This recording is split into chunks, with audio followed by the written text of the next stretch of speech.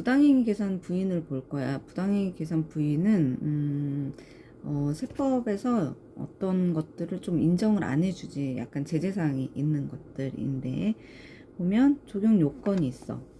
두 가지 요건을 모두 충족하는 경우에 그 행위 또는 계산을 부인을 하고 소득 금액을 다시 계산하는 게 이제 부당행위 계산 부인이야. 특수관계인하고 거래를 했어야 돼. 특수관계인하고 거래를 하지 않은 거는 이제 부당행위 계산 부인이 아닌 거고, 그래서 그 거래로 인해서 법인의 조세 부담을 부당하게 감소시켰을 때 법인세를 적게 낸 거지. 법인세를 적게 내기 위해서 이제 특수관계인하고 거래를 했으면 요거는 부당행위 계산 부인이 되는 거다. 그래서 나의 손해를 통해 법인의 손해를 통해서 특수관계인한테 이익을 주는 경우가 이제 부당행위 계산 부인 대상이 된다라고 보면 되겠고, 나는 내가 이제 손해를 봄으로써 우리 회사가 손해를 봄으로써 상대방 회사 특수관계인이지 그 회사에 이익을 준 경우야. 그랬을 때 나는 법인세를 적게 낸 거고, 저쪽은 이제 법인세를 이제 뭐 과다하게 냈을 건데, 그게 이제 뭐 개인이라고 하면 뭐 배당 상여 뭐 기타 소득 이런 것들로 처분을 통해서 그한테 이제 소득세 등은 이제 처분을 더 내게 하는 이제 효과가 나오는 거지. 그래서 이거는 우리 법인이 이제 법인세를 과소하게 했기 때문에 이거는 법인세를 과세하게 되는 거고, 소득 처분을 통해서 그 소득 처분이 배당이냐 상여이냐에 따라서 어쨌든 종합소득세를 더 낼 수 있게끔 소득세 과세를 하고 있어. 취지는 실질과세 원칙을 하는 거지. 그래서 실질과세 원칙에 따라서 부당한 조세 회피 행위를 방지하게 하는 거야. 공평과세 실현하는 거고, 효과는 소득 금액만 이제 재계산하고 거래 자체의 사법상 법률 효과가 부인되는 것은 아닌 거야. 이건 이제 그냥 세금만 더 내게 하는 거야. 어쨌든. 특수관계인의 범위는 소액주주 등이 아닌 주주와 그 친족, 그리고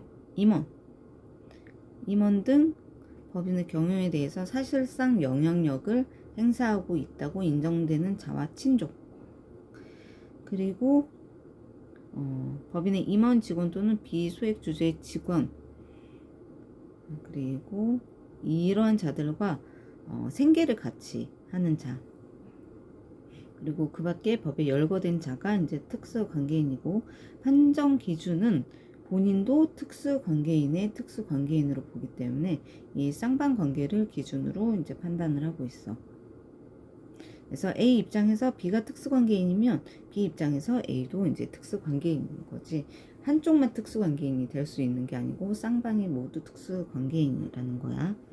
그래서 기준 시점은 원칙은 행위 당시를 이제 기준으로 판정을 하는데, 예를 들어서 예외적으로 불공정 합병에 있어서 특수관계인에 해당하는 법인의 판정은 합병 등기일이 속하는 사업연도의 직전 사업연도 개시부터 합병 등기일까지의 기간에 따르고 있고,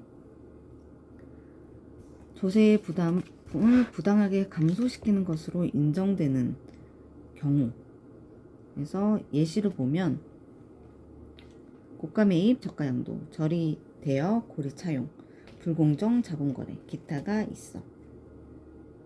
그래서 중요성을 또 판단을 해줘야 되는데, 고가 매입, 저가 양도는 중요성 판단 여부를 해줘야 되는데, 판단 기준은 3억 원하고 시가의 5%, 그 둘 중에 이제 작은 거, 그 이상이면 이제 고가 매입, 저가 양도에 해당하는 거고, 절이 대여, 고리 차용도 똑같아. 인정이자, 사택, 상가임대, 상가 건설료율 등의 경우에 이 계산을 똑같이 해주고 있어.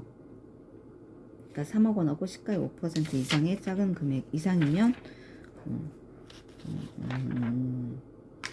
판단 기준에 속하는 거고, 불공정 자본거래는 30% 이상이거나 3억 이상인 경우면 이거는 불공정 자본거래라고 하는 거고, 이거는 상속세 및 증여세법에 따라서 30% 3억 이상 요거를 보고 있어.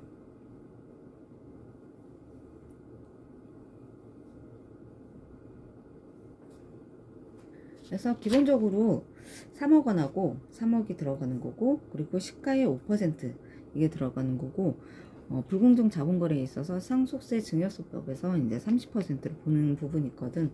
그 부분을 이제 보는 거지. 숫자적으로는 3억, 시가의 5%, 그리고 30%. 부당이익 계산 해당 여부의 판단 기준 이제 시가인데, 일반적인 경우는 이제 매매 거래 이랬을 때는 특수관계인이 아닌 제3자 간에 일반적으로 거래된 가격을 보는 거고, 시가가 불분명한 경우에는 주식 출자, 뭐 가상자산의 경우에는 상속세 증여세법에 따라서 이제 평가를 하는 게 있어. 그런데 이제 다만 주식하고 가상자산은 감정가액은 인정하지 않아. 그래서 주식 출자 지분 가상자산이 아닌 경우에는 1순위가 감정평가업자의 감정가액, 둘 이상 있으면 두 개 이제 평균 금액으로 보는 거고, 감정평가법에는 물론 이제 감정평가사의 감정가액도 인정을 하고 있고, 그리고 이제 많이 하는 게 상속세 및 증여세법에 따라서 보충적 평가액 요걸 많이 하고 있어. 토지는 이제 개별 공시지가, 그리고 건물은 국세청장이 이제 고시하는 고시가에, 주택은 이제 개별 주택 가격하고 공동주택 가격이 나오고 있으니까 요거를 볼 수가 있고, 1순위가 안 되면 이제 2순위로도 할 수 있다. 금전은 이제 가중 평균 차입 이자율 적용을 원칙으로 하고 이제 당좌 대출 이자율을 이제 적용하는 예외도 있어. 이거 그 가지급 인정이자 계산을 할 때 그 대출이자가 있으면 가중 평균 차입 이자율 할 수도 있거든. 근데 그게 없으면 지금은 4.6%? 좀 올랐나? 6.5%가 될 거야. 네, 이거 찾아봐야 될 것 같긴 한데, 이게 당좌대출 이자율이 자꾸 변해. 내가 맨 처음 했었을 때는 9%부터 시작했어. 근데 가장 떨어진 게 그 다음에 6.9%, 그 다음에 4.5%까지 떨어졌었거든.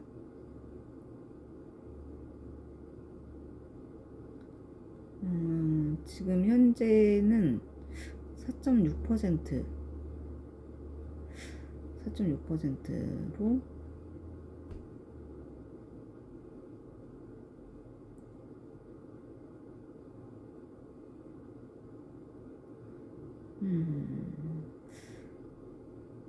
왜냐면 지금 일반 예금 이자율이 많이 올랐기 때문에 시중 이자율이 많이 올라서 4.5%로 하면 너무 낮은 거지.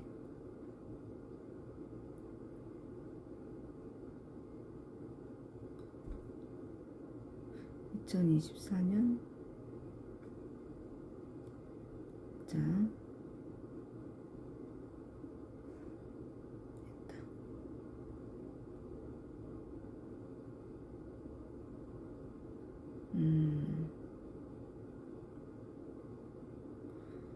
정기예금 이자율은 지금 2024년 기준으로 3.5%거든.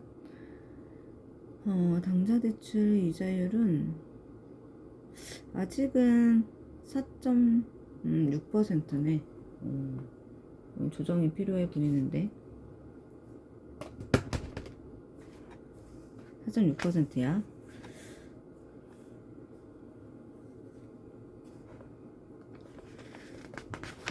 그래서 부당이익 계산 부인 관련 주요 세무조정은 매입 거래가 있고, 그리고 양도 거래가 있고, 임직원에게 사택 임대한 경우, 그리고 인정이자가 있고, 그 정도 있네. 그래서 이제 매입 거래, 고가 매입한 경우 회사가 돈을 더 지불한 거지. 일반적인 특수관계인이 아니면 일반적인 거래라고 하면 시가라는 게 있을 건데, 그 시가보다 더 비싸게 주고 산 거야. 그래서 특수관계인이면 매입가액에서 시가를 차감을 한 게 3억 원보다 또는 시가의 5%보다 그 두 개 비교해서 작은 금액보다 큰 거면 이제 이거는 부당이익 계산 부인 대상이 되는 거고, 이거보다 이거 이상 아니면 이제 정상적인 거래라서 이제 인정을 해주는 거고, 특수관계인이 아닌 경우는 매입가액에서 정상가액을 차감을 한 거는 이제 기부금으로 비싸게 줬을 때 이제 기부금으로 이제 보는 거지. 그래서 그 기부금으로 봤을 때 기부금 한도 계산도 하는 거고.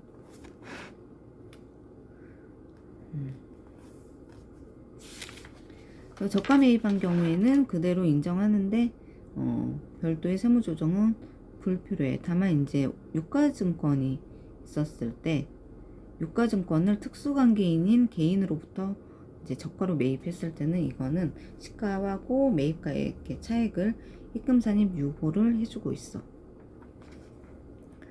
양도거래, 양도자산에 대한 유보잔액이 있는가를 보고 유보잔액이 있으면 유보잔액에다가 양도 비율만큼 추인을 시켜.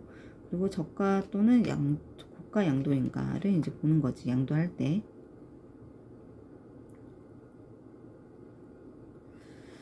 그래서 저가 양도인 경우에는 특수관계인인 경우에는 시가에서 처분가액을 차감을 했을 때 이게 3억 원하고 시가 5% 이상이면 부당이익 계산 부인 대상이 되는 거고, 이거는 입금 산입이 되는 거고, 입금 산입할 때 이제 기속자에 따라서 상여 배당으로 처분을 해줘야 돼. 특수관계인이 아닌 경우에는 이것도 이제 기부금으로 정상가액에서 처분가액을 이제 기부금으로 보는 거지. 이거는 이제 저가용도라고 했으면 원래 시가가 있을 건데 그거보다 싸게 팔았다는 거야. 그러니까 누군가한테 또 혜택을 준 거잖아.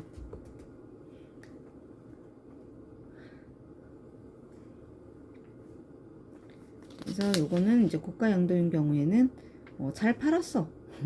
특수관계인한테 잘 판 거야. 비싸게 잘 팔았지. 요거는 이제 세무조정 불필요. 그런데 이거는 이제 양도자 입장에서 회사가 양도자 입장이라고 하면 잘 팔았는데 그 상대방이 회사야, 법인이야. 그러면 이제 그때는 고가 매입에 해당이 되는 거잖아. 고가 매입에 해당이 되는 거니까 또 거기에서 이제 고가 매입에 대한 세법상 처리를 해줘야 되겠지. 임직원에게 사택을 임대한 경우야. 회사가 그 직원들한테 어떤 혜택을 주기 위해서 사택을 마련하는 경우들이 있거든. 그때 그 사택을 임대를 할 때 사택의 사용자가 출자 임원이거나 그 출자 임원의 친족이면은 이제 출자 임원의 그 출자자가 이제 1% 미만 소액 주주는 제외하는 거고, 어쨌든 출자 임원이라고 하면 사택 유지비에 대해서 송금 불산입하고 상해 처분해. 임원이니까 배당으로 하지 않고 출자도 했고 회사 내에서 임원이야. 대표자가 많이 있지.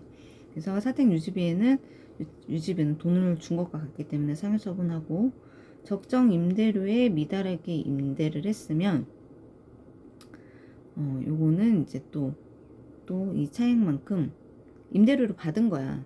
임대료를 받았는데 시가보다 적게 받았느냐, 이걸 보는 거지. 그래서 요것도 3억하고 적정 임대료 곱하기 5%보다 작은 금액이 이제 있으면 요것도 이제 입금 산입 그 차액만큼 입금 산입해서 이제 상여 처분을 하는 거지. 그럼 적정 임대료 시가는 어떻게 계산을 하나 보면, 시가에다가 곱하기 50%, 뭐 예를 들어서 임대료 시가가 100만 원이야. 그러면 100만 원에 50%면 50만 원인데 여기에서 이제 보증금을 또 차감을 해줘야 되고, 그랬을 때 정기예금 이자율 곱하기 제공일수 나누기 365일 또는 366일을 해서 적정 임대료를 시가를 이제 계산을 하는 거지.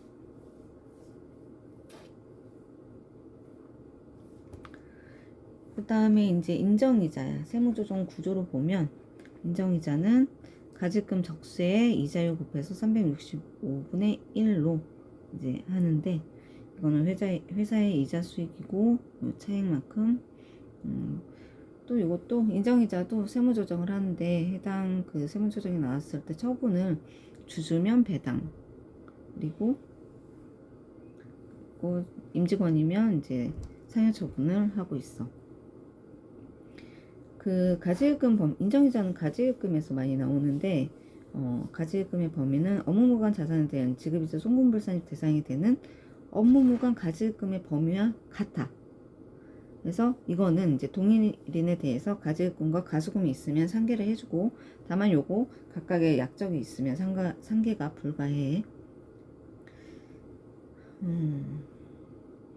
그래서 특수관계인에 대한 업무무관 가지금에 대한 세법상 제재는 업무무관 자산에 대한 지급이자 송금불산일에 대해서 지급이자를 이제 업무무관 가지금 적수를 차입금 적수로 나눠서 이거를 지급이자 송금불산입을 하고 있거든. 그리고 대손사유를 충족을 해도 대손금으로 인정하지 않고 대손충당금 설정도 불가해. 특수관계인하고 거래는 조정을 할 수가 있어서 좀 제재사항이 있는 거지. 그리고 처분 손실이 발생하는 거에 대해서 송금으로 인정을 하지 않아.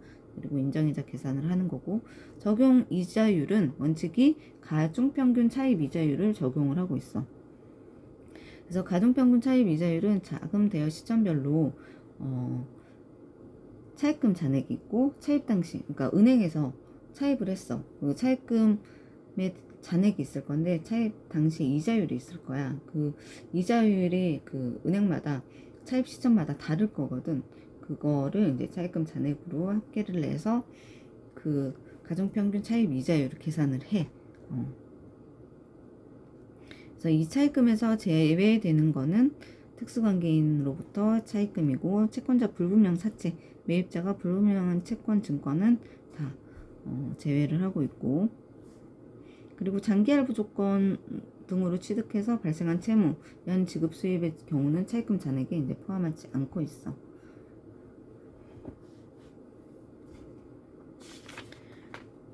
그래서 원칙이 가중평균 차입 이자율을 적용을 하는 거고, 예외적으로 당좌대출 이자율을 적용을 해. 당좌대출 이자율을 시가로 선택한 경우에는 그거를 선택할 수 있고, 가중평균 차입 이자율 적용이 불가능한 경우, 회사가 대출이 하나도 없어. 외부로부터 차입한 게 하나도 없어. 그러면 가중평균 차입 이자율을 쓸 수가 없겠지. 그래서 해당 대여금 또는 차입금에 한정해서 당좌대출 이자율을 이제 적용을 할 수 있다. 그리고 대여 기간이 5년을 초과하는 대여금이 있는 경우, 이때 당좌대출 이자율을 시가로 한다. 당좌대출 이자율을 적용. 아까 현재 4.5%인 거, 그거를 적용을 할 수 있는 거지.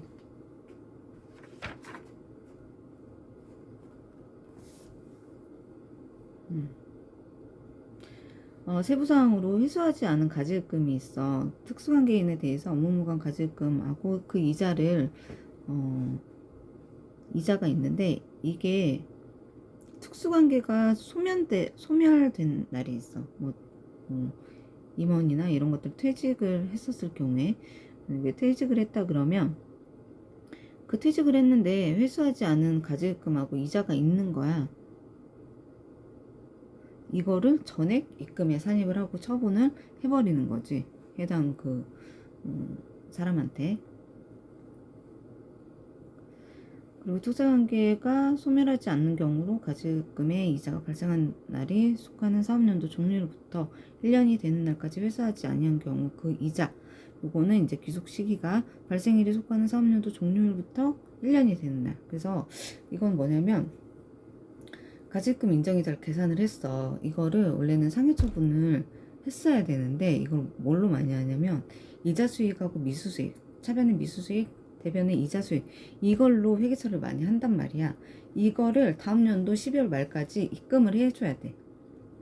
회사에다가 이 대표자가 인정이자 한 거를 입금을 해줘야 되는데 다음 연도까지 입금을 안 했어. 그러면 이거는 그때 바로 상해처분을 해버리는 거지. 그리고 인정이자랑 가지금이 있었는데 어떤 사람이 대표자였는데 퇴사를 해버렸어. 그러면 이 퇴사한 시점에 실질적으로 이 사람이 가져간 가지금 등이면 이 사람이 가져간 것과 동일하잖아. 그래서 퇴사한 날에 상여로 딱 처분을 해버리는 거지. 예, 법인세도 내고 소득세도 왕창 내고 상여로 했으니까 사대보험도 또 왕창 내고 그렇게 되는 거야.